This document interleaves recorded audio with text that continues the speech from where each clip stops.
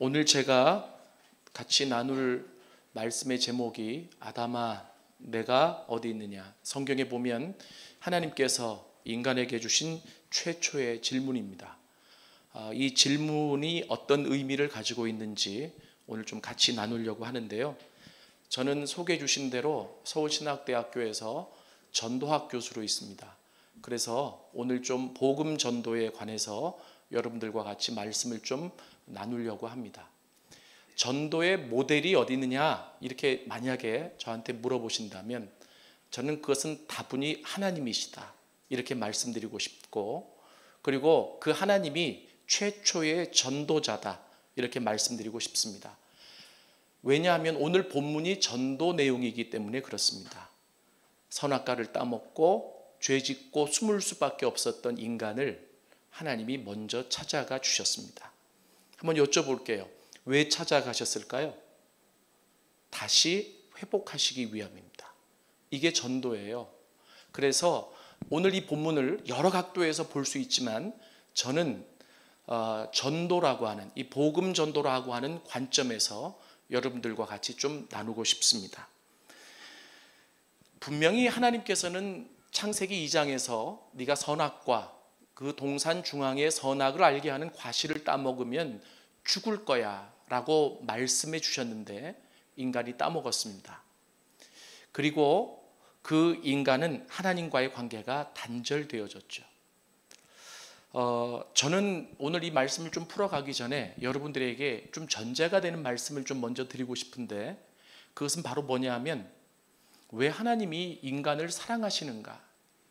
실은 이 전도라고 하는 것은 하나님의 사랑에 근간하고 있습니다. 하나님의 사랑이 없으면 전도 안 해도 되죠. 전도는 교회 성장의 수단이 아닙니다.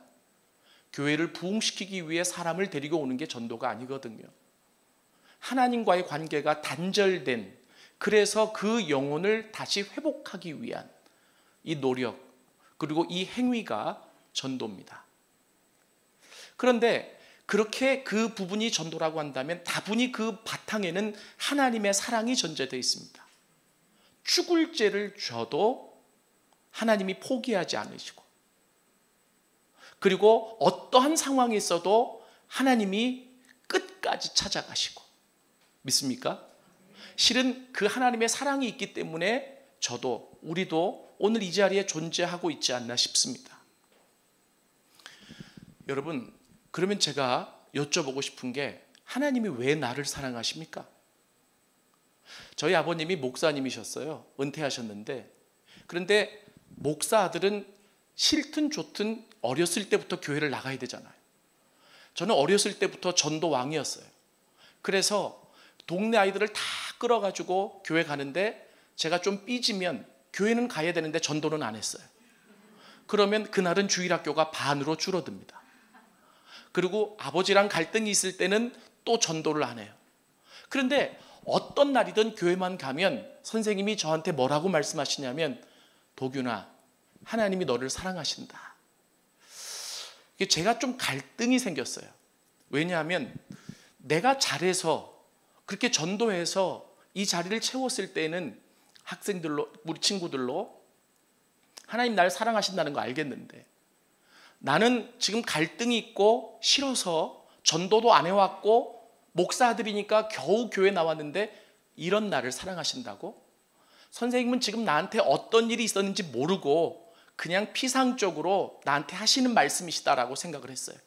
그래서 속으로 어떤 생각을 했냐면, 선생님 잘 모르시고 계시는 것 같은데 제 입으로 차마 말씀은 못 드리겠고 하나님이 지금은 나를 사랑하시지 않습니다.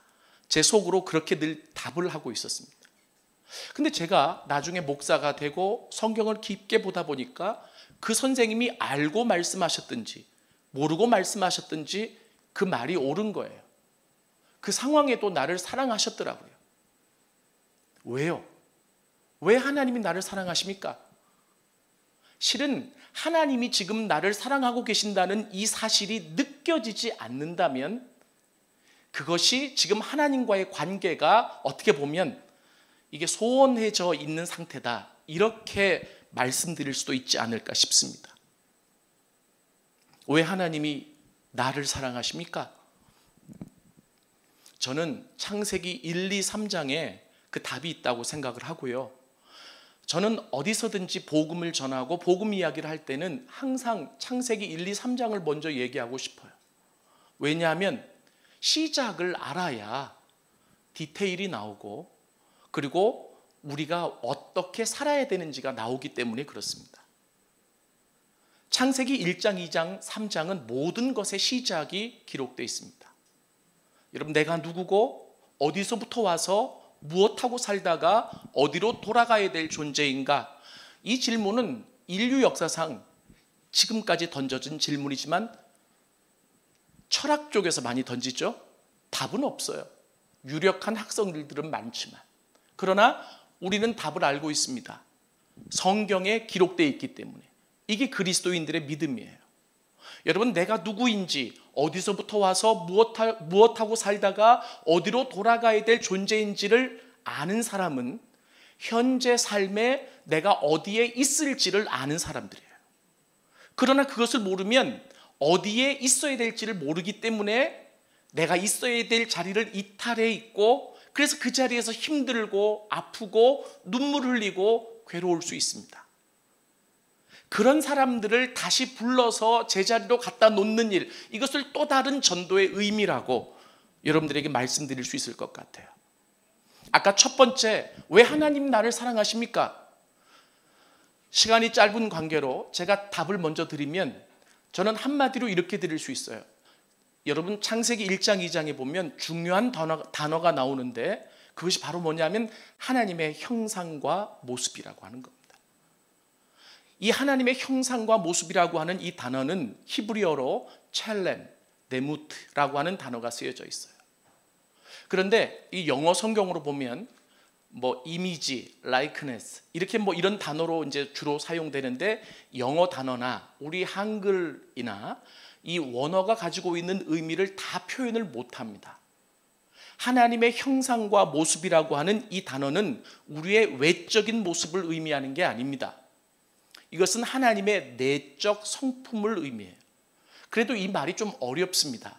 저는 이 말씀을 어떻게 좀 쉽게 이해시킬까 생각을 하다가 하나님께 좀 죄송하지만 이게 정답은 아니에요. 그러나 가장 이해하기 쉬운 단어가 하나가 바로 뭐냐면 유전자. 이해되세요? 저는 딸이 셋이 있습니다. 아들 낳으려고 하다 못 낳았어요. 왜냐하면 할아버지가 장로님이셨는데 독자하셨어요. 할아버지가 포항에서 장로교회를 처음으로 만드시고 포항 분이세요. 그런데 제가 장손이거든요. 결혼을 했더니 하나님이 너를 축복하시면 아들이 나와서 대를 이어야 된다고. 그래서 제가 할아버지 그건 구약적인 생각이고 오늘날에는 그게 문제가 되지 않습니다라고 말씀을 드리고 싶은데 그렇게 설득하는 것보다 낳아드리는 게 빠르겠더라고요. 그래서 어떻게 낳다 보니까 이게 셋까지 낳게 됐는데요. 그런데 제가 굳이 아들을 원해서가 아니라 효도하려고 하는 마음으로 낳았거든요. 근데 마지막 셋을 낳을 때는 정말 아들인 줄 알았어요. 왜냐하면 저희 아버님이 심무하시는 교회 모든 교인들이 기도해 줬고, 제가 그때 전도사였는데 제가 또 다른 교회에서 교육전사를 하고 있었거든요. 이 사실을 알고 저를 위해서 기도해 줘서 하나님 이 정도 기도했으면 아들이 나와야 되는 거 아닙니까? 근데 그때는 성별, 감별을 미리 못 해줬어요. 해주면 굉장히 좀 심각하던 때라서 아이가 딱 나왔는데 소리가 우렁찼습니다. 그래서 분명히 아들이다. 그런데 간호사가 강보에 딱 싸가지고 아이를 저한테 내밀어요. 축하합니다. 너무 이쁜 공주님이에요. 그 공주라고 하는 말에 한편 실망이 됐지만 그 아이를 받아들고 제가 너무 이뻐서 울었습니다. 신생아가 이쁘면 얼마나 이쁠까요? 아버지 눈에 이쁜 거예요. 아빠 눈에. 그죠? 왜요? 내 딸이니까. 내 딸이라는 의미는 뭐예요? 나랑 똑같이 닮은 딸이에요. 내 유전자를 가지고 있는. 이해되세요? 저는 그때 창세기 1장이 깨달아지기 시작했습니다. 하나님이 인간을 만드시고 보시기에 좋았더라. 여러분이 좋다라고 하는 말은 히브리어로 토브라고 하는 말이에요. 근데 점잖게 좋다 이렇게 표현이 되어 있지만, 그런데 이 말은 좋아서 막 깔깔거리고 까무라쳐도 터부예요. 이해되세요? 그러면 하나님이 인간을 만들어 놓으시고 보시기에 심히 좋았더라. 이 어떤 상황이었을까? 바로 이런 모습이지 않을까라고 그 생각을 하게 되었던 것이죠. 아이들이 컸는데 가르쳐 주지도 않았는데 주변 사람들이 그래요. 아빠 목소리하고 똑같다고. 딸인데 아빠 목소리 닮으면 안 되는데. 제스처도, 그리고 뭐 여러 가지들이 제 딸이에요. 하나님이 우리를 포기할 수 없는 가장 중요한 이유가 여기에 있습니다. 그래서 하나님의 형상과 모습이라고 하는 이 단어는 성경을 관통하는 굉장히 중요한 단어예요. 이 사랑에 대해서만 얘기해도 한도 끝도 없어요. 여하튼 그렇기 때문에 그 아담과 하와가 죄를 지었을 때 하나님은 저 같았으면 굉장히 속상했을 것 같아요. 왜요? 사단이라고 하는 존재가 어떤 존재입니까? 하나님의 자리에 피조물인데, 피조물인 천사가 하나님의 자리에 올라가려고 하다가 떨어진 존재가 사단이잖아요. 그런데 그 사단과 같이 마음이 하나가 돼서 하나님을 치고 올라온 존재가 인간이란 말이에요. 너 저 열매 따먹으면 눈이 밝아져서 하나님처럼 돼라고 이야기를 했잖아요. 나 하나님이 되고 싶어. 실은 우리가 신학적으로 얘기하면 교만, 높아지는 것, 이것이 죄의 시작이에요. 이렇게 해서 떨어진 인간입니다. 그러나 그러한 사람을 포기할 수 없습니다. 그러한 사람을 그냥 내버려 둘 수 없어요. 그래서 성경에 보니까 하나님이 그 타락한 인간을 처음으로 찾아가신 장면이 오늘 창세기 3장 8절부터 15절까지 나와 있습니다. 저는 이 대목을 가지고 아담아 내가 어디 있느냐라고 하는 제목, 때로는 최초의 복음 전도, 그리고 때로는 최초의 십자가라고 하는 제목으로 말씀을 전했습니다. 왜 십자가라고 하는 제목을 붙였냐면 이 십자가라고 하는 것은 기독교의 상징이잖아요. 심벌. 이 심벌은요 그 자체 능력이 있는 게 아니에요. 의미가 중요하지. 그럼 이 십자가라고 하는 심벌이 가지고 있는 의미는 뭐냐 하면 죽음, 내려놓음, 자기 포기, 이게 십자가가 주는 의미예요. 오늘날 한국교회에서 십자가가 사라져가고 있다라고 하는 이 말은 예수님처럼 자기를 희생하고 예수님처럼 자기를 포기하고 예수님처럼 자기를 내려놓는 사람들이 적어져 간다는 의미가 될 것이에요. 여러분, 그런데 오늘 이 성경의 본문에 보니까 하나님이 나 하나님이다, 나 전능하다, 나 창조주야 라고 하는 모든 자격을 내려놓고 그 타락한 인간의 눈높이에 맞추어서 찾아가십니다. 이게 전도의 자세예요. 실은 제가 오늘 거기까지는 말씀드릴 게 없는데 이것이 바로 십자가라고 하는 거죠. 나의 내려놓음, 그리고 자기 자신의 포기, 무엇을 위해서? 한 영혼을 위해서. 그 한 영혼을 구원할 수만 있다면, 그 한 영혼이 회복되어질 수만 있다면, 그 한 영혼이 돌아올 수만 있다면 나 모든 것 내려놓을 수 있어. 이것이 하나님이 보여주신 최초의 전도의 모습이었습니다. 여러분, 그런데 오늘 성경 본문에 보니까 8절에 중요한 단어가 하나가 나옵니다. 그들이 그날 바람이 불 때 동산에 거니시는 여호와 하나님의 소리를 듣고, 이렇게 나오죠. 우리가 이 8절을 보면 하나님이 그냥 동산을 산책하시는데 아담과 하와가 하나님이 오시는구나 이것을 느끼고 나무 뒤에 숨었다라고 생각할 수 있어요. 그렇지 않습니다. 하나님의 찾아오심은 목적이 있는 찾아오심이었어요. 아까도 말씀드렸지만 아담과 하와를 회복하시기 위한. 어떻게 할 수 있느냐? 그날이라고 하는 단어에 나와 있습니다. A day가 아니라 the day입니다. 정관사가 붙어 있어요. 그래서 한글 번역도 그 날이라고 그랬어요. 그 제가 원어에도 정관사가 붙어 있는가 봤더니 붙어 있어요.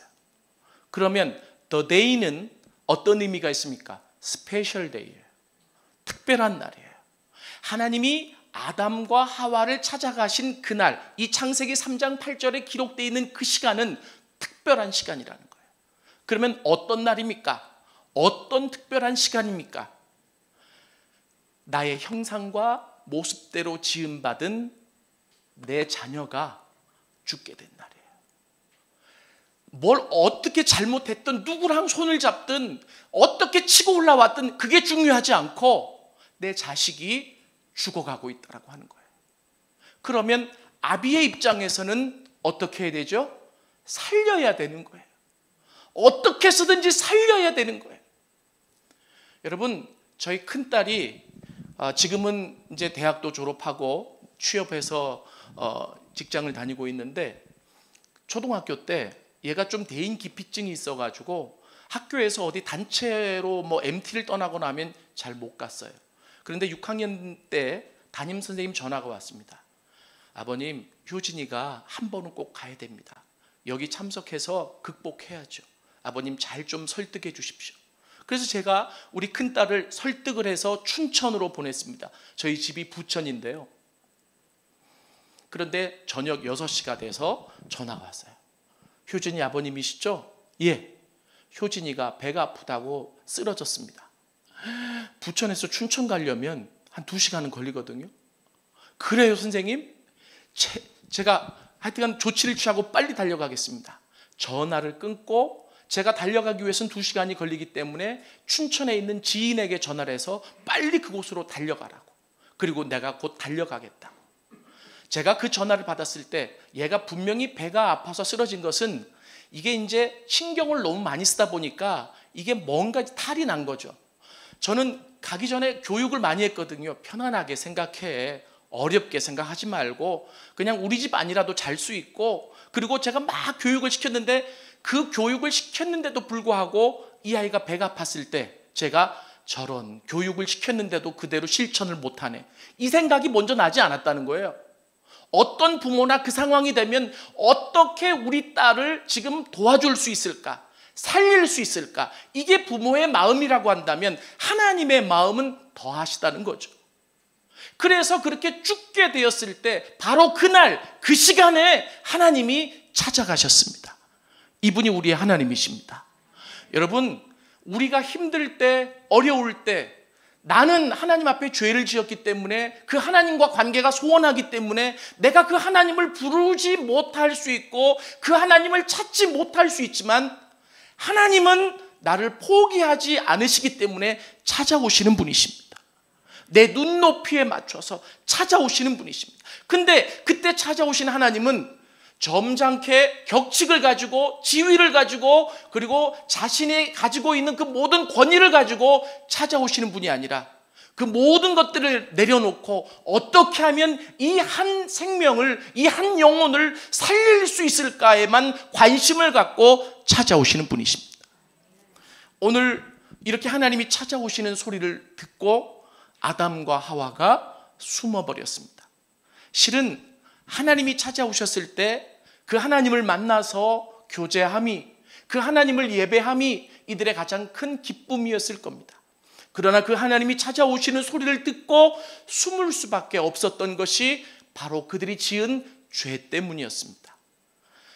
그렇게 숨어버린 아담과 하와를 향해서 하나님이 말씀하시는 대목이 오늘 제목입니다. 아담아, 네가 어디 있느냐? 라고 하는 질문이죠. 아담아, 네가 어디 있느냐? 아까도 말씀드렸지만 이 질문은 성경에 나와 있는 인간을 향한 하나님의 최초의 질문입니다. 이 질문은 하나님을 피해 숨어있는 아담과 하와에게 던진 질문이지만 여전히 오늘날 하나님을 피해 살고 있는 이 땅에 있는 모든 사람들을 향해서 던지는 질문이시고, 그리고 이 질문은 하나님을 믿고 있다고 할지라도 이 질문 앞에 나를 다시 세워서 내가 하나님 앞에서 어떤 존재로 지금 살아가고 있는지를 다시 뒤돌아보게 하는 질문이기도 합니다. 여러분, 저는 이 성경이 문어체이기 때문에 될 수 있으면 몇 번을 읽고 묵상을 하고 감정을 좀 실어보려고 노력을 해요. 그러면 이 성경이 그냥 글자 그대로 읽으면 아담아, 네가 어디 있니? 왜 피했어? 이 정도로 그냥 무덤덤하게 읽어내려갈 수 있습니다. 그런데 어느 날 이 대목을 묵상하다가 굉장히 좀 충격적인 어떤 생각이 들었어요. 자식을 잃어버리게 됐잖아요. 그죠? 자식을 잃어버리게 됐어요. 그 부모의 마음이 얼마나 힘들까요? 하나님이 저한테 가르쳐 주신 것 중에 하나가 바로 뭐냐면, 어린아이를 데리고 어린이날 용인 에버랜드를 갔다고 칩시다. 사람들이 막 꽉꽉 미어 있는데 아빠 손 꼭 잡아야 돼, 아빠 손 꼭 잡아야 돼 하고 그 아이가 그렇게 가고 싶었던 에버랜드를 데려갔는데 사람들이 밀리고 치여서 그 손을 놓아버렸어요. 금방 찾을 수 있겠지 생각을 했는데 없어요. 어디 갔지? 갑자기 당황되기 시작해요. 이름을 불러도 대답을 안 해요. 그때부터 이 부모는 돌아버리는 거예요. 자식의 이름을 막 부릅니다. 아무아무개야, 네가 어디 있느냐, 아무아무개야 하고 이름을 부르잖아요. 오늘 이 대목이 바로 그와 같은 대목이라고 하는 겁니다. 잃어버리게 된 그 자식의 이름을 부르는 애절한 아버지의 마음이라고 하는 겁니다. 아담아, 네가 어디 있느냐, 아담아, 네가 어디 있느냐. 어떻게 보면 극을 만든다고 한다면 애절한 절규라고 표현할 수 있을 거예요. 지금 돌아오지 않으면 죽을 수도 있는 그 자녀를 향한 아비의 마음인 것이죠. 여러분, 실은 이 대목이 이렇게 해석되어진다고 한다면 우리 주변에 내 가족 중에 아직도 구원받지 못한 그 가족을, 지인을 그냥 내버려 둘 수 있을까요? 그 사랑하는 사람을 향해서 하나님은 지금도 절규하고 계십니다. 아담아, 아담아, 네가 어디 있느냐. 저는 이 대목을 묵상하다가 또 하나 깨달은 게 있습니다. 하나님은 전지하시잖아요. 다 알고 계시잖아요. 그 사람이 어디에 숨어 있는지 알고 계시잖아요. 그런데 왜 하나님이 이 질문을 던지셨을까? 그럼 이 질문은 어떤 의미가 있을까라고 하는 부분이었습니다. 실은 하나님을 피해 숨어 있는 아담과 하와도 힘들었을 거고, 그렇게 숨어 있는 것을 알고 이 질문을 절규하며 부르시는 이 하나님의 마음도 힘들었을 겁니다. 그런데 이 하나님이 이 질문을 던지시는 이유가 여기에 있습니다. 그 질문을 들었던 아담과 하와는 먼저 하나님을 피해 숨어 있는 자신들의 위치를 보았을 거예요. 선악과를 따먹기 전에는 두려움이 없었어요. 선악과를 따먹기 전에는 아픔과 그리고 고통이 없었어요. 선악과를 따먹기 전에는 이렇게 숨지 않아도 살 수 있었어요. 그런데 선악과를 따먹고 난 뒤에 변화된 게 있었는데, 누구를, 그 하나님을 피해서 숨어 있어야 된다는 사실, 그리고 그 자리는 두렵고 떨리고 눈물 난다는 자리, 그리고 힘든 자리라는 것, 그리고 이렇게 울면서 두려워하면서 끝까지 살 수 없다는 사실. 하나님은 하나님을 피해서 숨어 있는 그 사람이 있는 자리를 돌아보시게 하시기 위해 이 질문을 던지셨던 것 같아요. 그리고 나서 이 질문이 가지고 있는 의미가 있습니다. 너 그렇게 살라고 만들지 않았어. 두려움을 갖고 울면서, 그리고 고통하면서 괴로워하면서 그렇게 살아가도록 너를 만들지 않았어. 그런데 그 자리에 있는 이유는 네가 나와의 관계를 깨뜨렸기 때문이야. 이것이 회복되지 않고는 늘 두려움에 쌓여서, 그리고 힘들고 어려워하면서 울면서 살아갈 수밖에 없어. 나와. 내가 왔잖아. 내가 다시 너를 만나려고 왔잖아. 나와. 어떻게 보면 이 질문의 두 번째 의미는 그렇게 하나님을 피해 숨어있는 그 하나님의 형상과 모습대로 지음받은 존재를 향한 하나님의 초청의 질문이에요. 더 이상 두려워하면서 살지 말고, 더 이상 울면서 살지 말고, 더 이상 힘들고 괴로워하면서 살지 말고, 내가 이렇게 찾아와서 너의 이름을 부를 때 나오라는 하나님의 의미가 담겨 있습니다. 사랑하는 여러분, 전도는 1차적인 전도가 있고 2차적인 전도가 있어요. 1차적인 전도는 하나님을 알지 못하는 사람에게 복음을 전해서 구원받아 하나님의 자녀가 되게 만드는 것을 1차적인 전도라고 합니다. 이것을 중생이라고 우리가 표현을 해요. 거듭나는 거요. 2차적인 전도는 뭐냐면 거듭난 하나님의 사람이 복음을 통해서 성화되어 가는 것도 복음이 필요해요. 믿습니까? 오늘 하나님의 이 질문은 두 가지를 다 포함하고 있어요. 우리가 세상에 나가서 예수 믿지 않는 사람에게 전해야 될 기본적인 전도의 내용과 방법이 여기에 있습니다. 여러분, 아무리 돈이 많아도 아무리 능력이 있어도 한꺼풀만 벗기고 보면 울고 싶은 마음이 꽉 차 있고 공허한 마음을 가지고 있고 그리고 세상 것으로 채울 수 없는 허전한 마음을 가지고 살아가는 게 인간입니다. 그 사람들에게 왜 그렇게 살아가느냐고 우리가 관계를 갖고 말할 기회가 주어졌을 때 이 말을 던지며 그 하나님 앞에 나올 때 공허한 부분이 그리고 두려움이 눈물이 해결되어질 수 있다라고 가르쳐 줘야 합니다. 그 하나님이 지금도 당신을 찾고 있다고 말해 줘야 합니다. 2차적인 전도의 의미는 예수 믿고 구원받았지만 그리고 하나님의 자녀이지만 그럼에도 불구하고 우리의 연약함 때문에 이 세상이 만만찮아서 우리가 하나님의 뜻대로 살아가기를 원하지만 그렇게 살아가지 못하는 많은 사람들에게 이 질문이 던져졌을 때 나는 지금 어디에 있는가를 보아야 합니다. 하나님을 믿고 신앙을 가지고 있다라고 하지만 아직도 두려움의 자리에 있는 사람들, 아직도 눈물과 고통 가운데 있는 사람들, 여러 가지 이유가 있겠지만 하나님의 이 질문 속에서 나는 어디 있는가를 한번 되돌아 봐야 합니다. 그리고 하나님이 이 질문을 통해서 여러분들에게 주시는 메시지를 붙잡을 수 있어야 합니다. 다시 나오라는 거예요. 다시 그 하나님 앞에 나오라는 거예요. 그 하나님을 붙잡으라고 하는 거예요. 그 하나님과의 관계가 회복되어질 수만 있다면 기쁨이 회복되고 소망이 회복되고 살아갈 이유가 회복되어지고 그리고 이 세상을 넉넉히 이기며 살아갈 수 있다. 저는 홍민기 목사님이 하시는 이 라이트하우스 무브먼트를 굉장히 기쁘게 제가 응원했던 사람입니다. 저는 서울신학대학교 교수로 들어간 지 올해가 15년째인데 그 전에 교회를 개척했었거든요. 그래서 그 교회를 개척하기 전에 저의 스승이 저를 10년 동안 제자 훈련시키셔서 하도균, 너한테 복음이 있으면 돼. 그 복음을 전해서 반응하는 사람들을 모아서 전도하면 되지. 아니, 교회를 구성하면 되지. 꼭 돈이 있고 건물이 있어야 교회를 개척하는 게 아니야. 아주 생짜로 가르쳐 주셨어요. 그래서 저는 제가 교회를 개척한다는 생각을 한 번도 못 했었는데 그런데 하나님이 강권적으로 밀어붙이셔서 2006년도에 개척을 했습니다. 그런데 복음 하나면 충분하더라고요.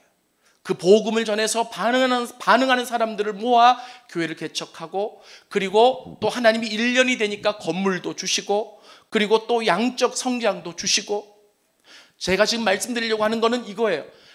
사람들이 그래요. 박사학위를 받았는데 어디 변변한 직업도 하나 없고 그렇게 개척하냐? 주변에서 어떤 소리가 들리냐면 개척하려면 왜 박사를 했어? 이런 얘기도 들리고 여하튼 모든 공격들이 쏟아지는 가운데 제 마음속에 제가 그 하나님과의 관계가 올바르게 되어 있기 때문에 저는요 제 인생에 가장 행복했을 때를 치라고 친다면 개척 1년 차 때입니다.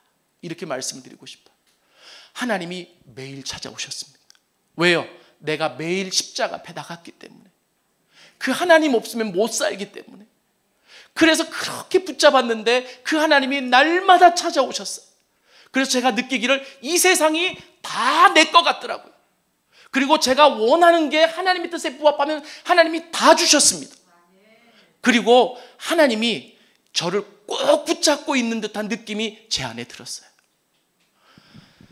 제가 그 모든 간증은 다 드릴 수 없지만 이 관계가 하나님과의 관계가 회복되어질 수 있다면 그 일들이 우리에게 다시 일어날 수 있습니다. 지금 우리에게 필요한 것은 그 하나님과의 더 깊은 관계이지 다른 어떠한 것이 아니라고 하는 것이죠. 사랑하는 여러분, 오늘 하나님이 여러분들을 향해서 동일하게 말씀하고 계십니다. 아담아, 네가 어디 있느냐? 오늘 이 질문에 우리 자신을 돌아보고, 그리고 또 그 하나님이 나에게 무엇을 말씀하시려고 하시는지를 생각하고 결단하실 수 있기를 원합니다. 그리고 여러분, 예수 믿어야 구원받는 게 정말 맞다면, 내가 그렇게 노력해서 안 돼서 잠시 포기했던 지인들, 사랑하는 사람들, 그 사람들에게 다시 한번 눈길을 주십시오. 마음을 주십시오. 기도하십시오. 그대로 포기할 수 없습니다. 하나님이 포기하지 않으셨는데 어떻게 내가 포기할 수 있습니까? 제가 이거 한 가지만 말씀드리고 마치겠습니다. 서울의 미션스쿨 중학교 교장 선생님에게 전화가 왔습니다. 하도균 목사님이시죠? 예. 다짜고짜 일면식도 없는데 우리 학교에, 이게 좀 오래됐어요. 10년이 넘었습니다. 지금은 그게 불가능한데 그때는 가능했어요. 문제 아들이 있는데 30명을 데리고 가서 복음을 전해 주십시오. 저는 좀 너무 황당했어요.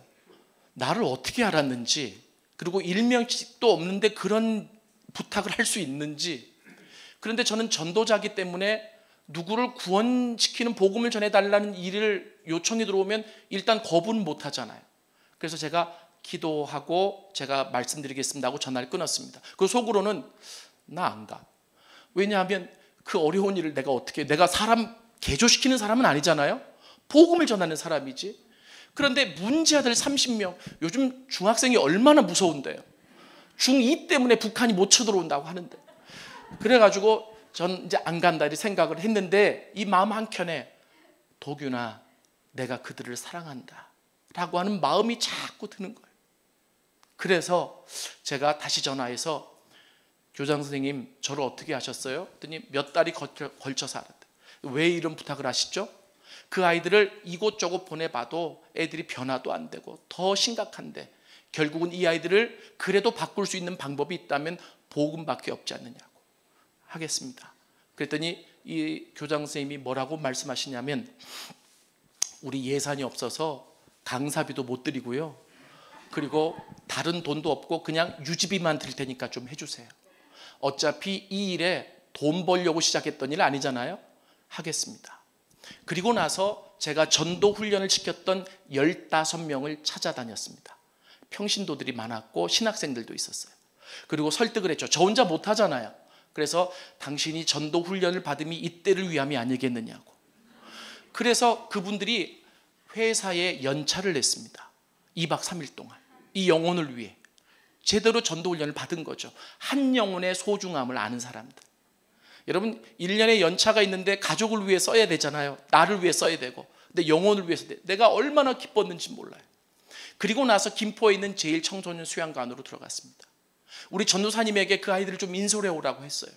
그래서 인솔을 딱 해왔는데 우리 전도사님이 학을 때요. 목사님, 얘네들 기본적으로 X자가 들어가지 않으면 말을 못하는 애들이래요. 그러냐고. 괜찮다고. 그리고 저녁에 앉혀서 집회를 하는데, 얘들이요 생자잖아요. 생자들에게 복음을 전하는 게, 그것도 문제아들. 거기에 그 학교 싸움을 가장 잘 싸우는 짱까지 왔어요. 그래서 제가 복음을 전하기가 참 어려웠어요. 그래서 요한복음 3장 16절을 가지고 하나님이 너를 얼마나 사랑하시는지를 전하고 마지막에 초청을 했어요. 아무도 손을 안 들어도 좋다, 오늘 첫날이니까. 그리고 초청을 했는데 기가 막히게 6명이 예수님을 영접하겠다고 손을 들었어요. 30명 가운데 6명. 이 확률이 높잖아요. 첫날은 이게 생짜인데. 그런데 둘째 날 낮 집회, 저녁 집회 2번밖에 안 남았어요. 2박 3일 동안 집회는 3번이에요. 그래서 제가 첫째 날 선생님들 15명 스텝들에게, 그러니까 스텝이 15명이고 학생이 30이니까 한 명당 2명씩 붙여준 거죠. 아이들 좀 잘 관리하시고 빨리 재우시고, 그리고 내일 우리 오전 집회를 기대합시다. 오늘 저녁에 아무도 없을 줄 알았는데 6명이나 결신자를 주셨다고. 그랬는데 낮 집회를 그 다음날 기대하는 마음으로 딱 들어갔더니 시작하니까 애들이 자요. 그리고 끝나니까 깨더라고요.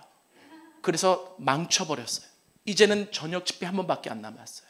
그래서 15명의 스텝을 모아서 제가 뭐라고 얘기했냐면, 낮에 아이들하고 놀아주세요.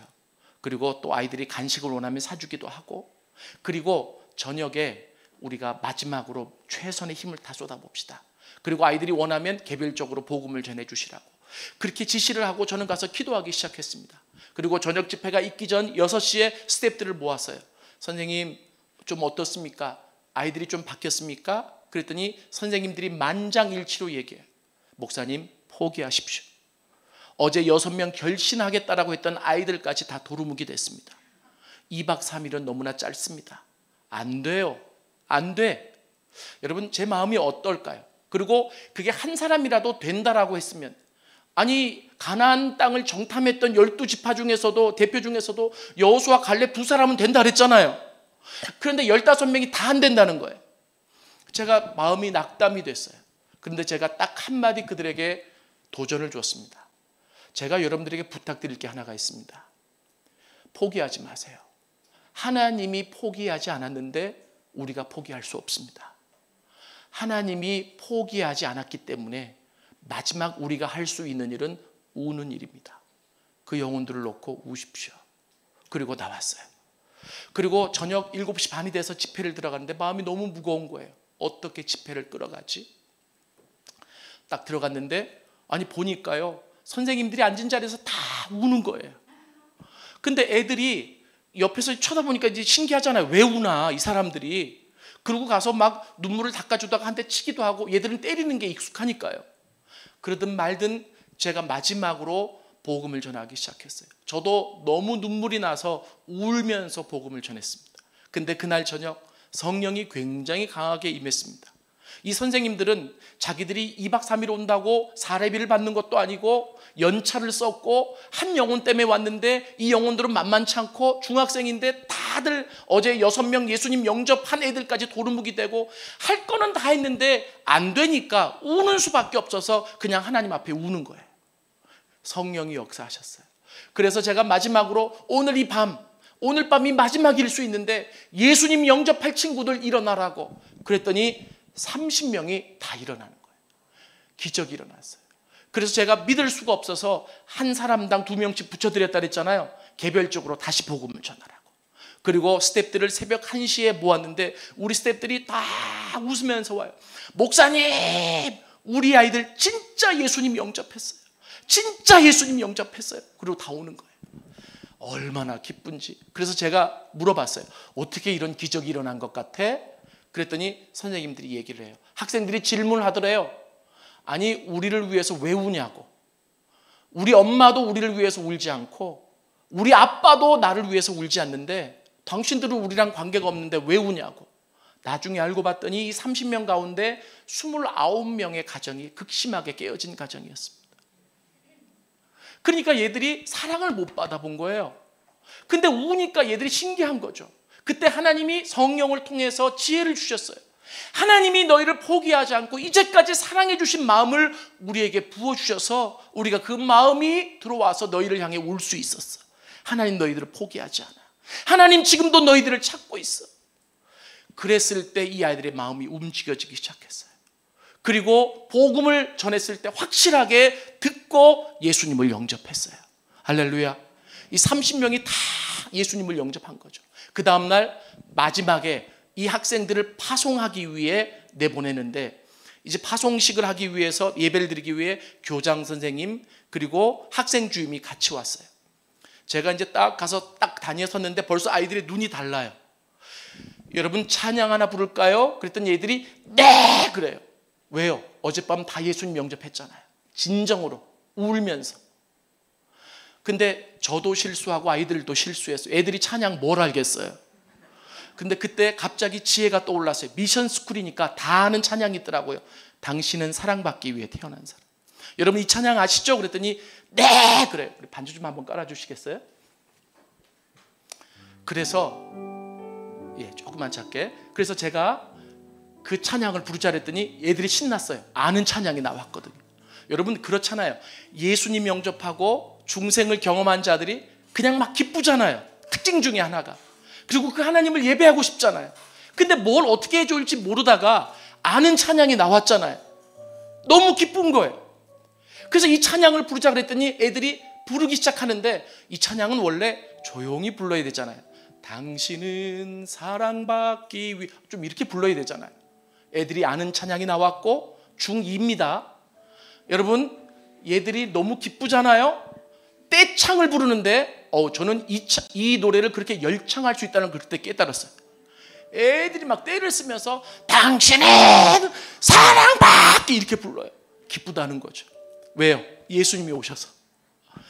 그런데 중간쯤 부르다가 태초부터 시작된 하나님의 사랑은 우리의 만남을 통해 열매를 맺고, 이 대목에 가서 아이들이 울기 시작해요. 부르다 보니까 옛날엔 그냥 불렀는데 어제 예수님을 만나고 이 찬양을 부르다 보니까 이 얘기가 자기 얘기거든. 누가 옆에 직접 대지도 않았는데 애들이 울기 시작해. 하나님 날 이렇게 사랑하셨구나. 근데 하나님을 지금 만났구나. 그리고 그 전체가 눈물바다가 됐어요. 교장 선생님이 저를 쿡쿡 찔러요. 애들한테 무슨 짓을 했니? 맡길 때는 언제고? 여러분, 예배가 끝마치고 선생님들이 아이들이 이제 세상으로 파송해야 되니까 찬양을 불러줘요. 너무 마음이 그런 거예요. 그래서 하나님은 너를 지키시는 자, 이 찬양을 부르면서 또 울었어요. 하나님이 이 아이들이 세상에 나가지만 지켜주세요. 그리고 선생님들하고 저하고 일렬로 쫙 서서 아이들을 한 명씩 허깅하고 버스에 태우는데 이 아이들이 하는 소리가 있어요. 목사님, 저 새로 태어난 것 같아요. 선생님, 저 이런 기분 처음이에요. 너무 행복해요. 해가 너무 예쁘고요. 풀이 너무 예쁘고요. 많이 들어보셨죠? 중생을 경험한 사람의 고백들이에요. 그 아이들이 다 버스에 타서 문을 열고, 목사님 고마웠어요. 선생님 고마웠어요. 저는 아직도 그 장면을 잊을 수가 없습니다. 제가 이 예화를 말씀드린 이유는 쉽게 함부로 사람을 포기하지 마십시오. 하나님이 포기하지 않으셨습니다. 하나님이 지금도 찾고 계십니다. 지금도 하나님의 형상과 모습대로 지음받은 당신의 자녀들, 그러나 창조주를 알지 못하고 그 아버지를 알지 못해서 마음속에 공허함을 가지고 눈물을 가지고 아픔을 가지고 살아가는 그 자녀들을 하나님이 지금 찾기를 원하십니다. 그러면서 그 자녀들을 향해서 애절하게 부르시고 계십니다. 아담아, 네가 어디 있느냐? 오늘 여러분 이 말씀을 마음속에 새기면서 하나님의 질문에 응답하실 수 있기를 원합니다. 영상 2분짜리가 있는데 하나 보시고 제가 기도하겠습니다. 아담아, 네가 어디 있느냐? 난 물어볼게요. 아담이 숨은 곳을 하나님이 모르실까요? 아시죠? 아담아, 내가 어디 있느냐라고 질문을 던졌을 때 아담은 하나님을 피해서 숨어있는 자기가 있는 곳을 봤을 거예요. 그죠? 그러면서 생각했겠죠. 나는 왜 이렇게 두려워하는 걸까? 왜 내 마음속에는 이렇게 조급함이 있고 정말 불안함이 있고 그리고 힘들고 어려울까? 왜 나는 하나님을 이렇게 피해 있어야 되는 걸까? 별의별 생각이 다 들었겠죠? 그러면 하나님이 그 질문 안에 담고 있는 의미는 뭘까요? 아담아, 네가 있는 곳은 네가 있어야 될 곳이 아니야. 나와. 이런 얘기예요. 나는 너를 창조할 때 그렇게 아파하라고 창조하지 않았어. 나는 너를 창조할 때 그렇게 불안하게 살아가게끔 창조하지 않았어. 나는 너를 창조할 때 네가 이렇게 힘들게 살도록 창조하지 않았어. 나는 내가 너를 창조할 때 그렇게 연약하게 죄지어서 숨어 살도록 내가 창조하지 않았어. 네가 그 속에 있는 한 너는 불안해하고 너는 힘들어하고 그리고 너는 어려워할 수 있지만 이 말을 듣고 내 앞으로 나오면 해결될 수 있어. 여러분, 이게 실존론적인 질문이에요. 하나님이 여러분들에게 지금 동일하게 질문을 던지고 계세요. 아무개야, 네가 어디 있느냐라고 하는 거예요. 하나님이 한국교회를 향해서도 동일하게 질문을 던지고 있어요. 하나님이 이 땅을 향해서도 동일하게 질문을 던지고 계세요. 여러분, 이 질문이 던져지는 곳에 반응이 있어야 돼요. 어떤 반응이 있어야 되느냐면 내가 어디 있는가를 봐야 돼요. 왜 나는 힘들고, 왜 나는 연약하고, 왜 나는 안 된다고 하고, 왜 나에게는 패배의식이 있고, 왜 나는 맨날 아파야 되고, 왜 나는 맨날 돈이 없어야 되고, 왜 나는 맨날 찌그러져야 되고. 하나님은 그렇게 살도록 우리를 만들지 않았어요. 그 질문을 던지시는 이유가 거기서 나오라는 거예요. 그런데 이 눈을 감고 손을 가슴에 한번 좀 얹어 보겠습니다. 하나님이 오늘 주일 아침에 나오신 여러분들을 향해서 동일하게 질문을 던지실 때 이 질문이 어떤 의미로 여러분들에게 지금 다가가고 있는지, 구원받지 못한 가족이 떠오르는지, 아니면 늘 힘들다라고 했는데 그러한 나를 또 다시 돌아보게 하시는지, 그리고 이 의미 외에도 또 다른 의미를 가지고 성령께서 여러분들에게 세밀하게 다가가실 수 있습니다. 오늘 이 시간 나에게 이 질문을 가지고 다가오시는 주님께 응답할 수 있는 시간이 되었으면 좋겠습니다. 그리고 어떤 상황에 있는 사람이라도 희망이 있습니다. 하나님이 포기하지 않으셨기 때문입니다. 하나님은 여러분들을 회복하기를 원하시고, 하나님은 여러분들을 살리시길 원하시고, 하나님이 여러분들을 온전하게 세우셔서 하나님의 나라를 확장시켜 가시기를 원하십니다. 그리고 여러분들을 통해 이 땅에 구원받지 못한, 하나님을 알지 못한, 창조주를 알지 못하는 그 많은 사람들을 구원하기를 원하십니다. 오늘 이 하나님의 질문에 답변할 수 있는 우리가 되었으면 좋겠습니다. 제가 기도합니다. 하나님, 아담아 내가 어디 있느냐라고 질문하셨던 그 하나님, 그 질문을 가지고 오늘 우리에게 동일하게 찾아와 주셔서 감사합니다. 이 질문에 답할 수 있도록 도와주시고, 성령께서 더 세밀하게 역사하셔서 그 질문이 가지고 있는 의미가 무엇인지 더 깊게 깨달아질 수 있도록 축복하여 주옵소서. 오늘 나를 통해서 내 주변에 사랑하는 사람이, 그리고 하나님을 알지 못하는 사람들이 하나님을 알고 주님께 돌아오는 놀라운 역사가 있게 하여 주옵소서. 예수님의 이름으로 기도드렸습니다.